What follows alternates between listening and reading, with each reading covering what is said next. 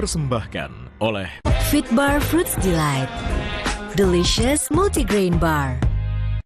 Anda menyaksikan Kupas Update bersama dengan saya Arizona Gali. Saudara, asrama putra sebuah pondok pesantren di Kecamatan Matiro Sompe, Kabupaten Pinrang, Sulawesi Selatan terbakar.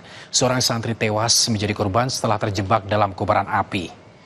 Kebakaran pesantren, satu santri tewas, dan beginilah saudara video amatir merekam kobaran api yang menghanguskan asrama putra di pondok pesantren Menbal Ulum Andariyah di Patobong, Kecamatan Matiro Sompe, Kabupaten Pinrang, Sulawesi Selatan.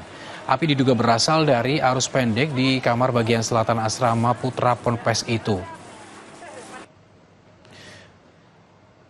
Dugaan awal saudara, sumber api berasal dari kipas angin yang lupa dimatikan santri saat hendak menjalankan sholat berjemaah. Api kemudian merambah asrama putra dari arah selatan ke utara. Polisi sampai kini masih melakukan penyelidikan kebakaran yang menghanguskan pondok pesantren itu.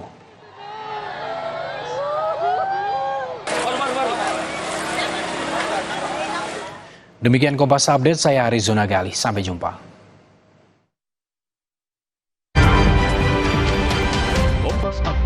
dipersembahkan di bawah komando Presiden Prabowo.